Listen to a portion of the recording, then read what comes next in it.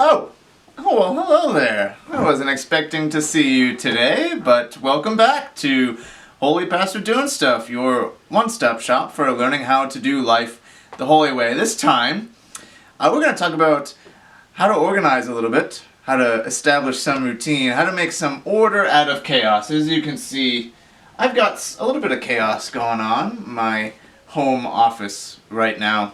But you remember the beginning of Genesis, at the beginning of everything, really, God breathed order into the chaos, or out of the chaos. He breathed His Spirit, and everything was just fine. Since then, right? Not anything went poorly once God breathed order into chaos. Everything has been just hunky-dory since then. Not quite. Chaos still happens, for sure. And so we need to develop the habits and the routines that help us live into that order out of chaos that God wants for us. So the first thing first is try to have a place for everything. So all of this stuff, it's here partly because I don't have a place for it yet, right? So I brought all of these resource books back from my church office thinking, you know what, I'm going to use those at my home office. And while that has been true, I haven't had time to actually figure out where I'm going to put them in the meantime. So they're just popped down. Everything around here, at one point I thought, that'll be really great to have on my desk so I can use it. But I never thought about where I should put it. So the first thing is, before you decide you're going to start using something, have a place for it. And you should also, every so often, like once a week maybe, just clean up. Because what you don't want to have happen is, at the end of a few months, you spend a whole day organizing your stuff. That's the worst. The next thing is your calendar. Come here, camera person. So this is my calendar. As you can see, it's just like a normal calendar, and I write my to-do things all around. And then what I do is I cross them out when I have done them. But before I do that, can you see the numbers? I give each thing a number. And so I do number 1 first, I do number 2 second, so forth. This video was number 4 for this week. And that's really good because then I do everything in the order, the priority that I've given it. So I'm not worried about what I should do first because I spend a little bit of time making sure I concentrate on what is most important first. And by the end of the week, if I haven't gotten to everything, that's fine. I can just carry it over to the next week. Another tip, another great tip is, all right, come here, camera person. You can block off time as well to do certain things. So I've blocked off a little bit of time for exercise, I've blocked off a little bit of time for admin activities. And this is really good and helpful if you are the type of person who struggles with routine. Because most of us, like me, who struggle with routine, the reason is we want to have flexibility. Well, just blocking off time allows you to have routine and flexibility at the same time. So rather than saying, at 8 o'clock I'm going to exercise, you say, somewhere between 8 and noon I'm going to exercise. That is if you don't have a 9-to-5 job. But whatever time it is, right? You block it off, say, sometime in there I will exercise. And the rest of the time is now free time.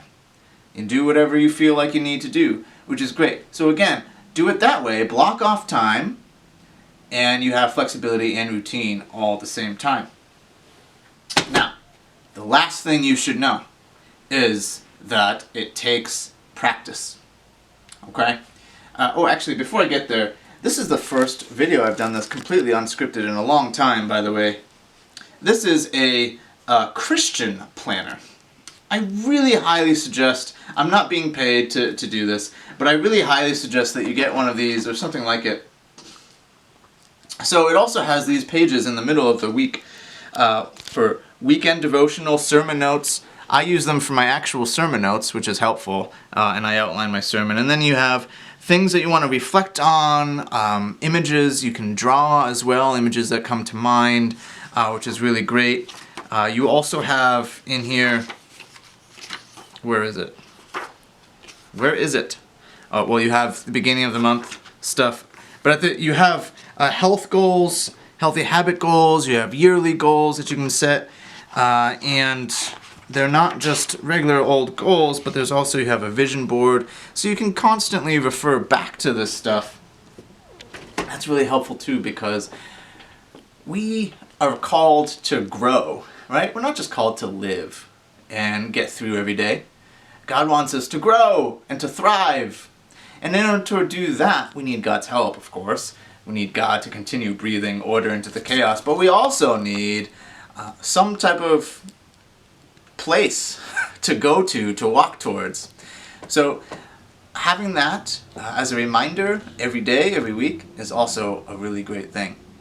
Now, back to what I was saying earlier, this will take practice.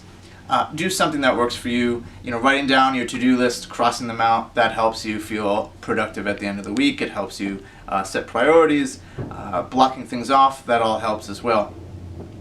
But it's going to take practice, especially cleaning up the messes that you make for yourself in life.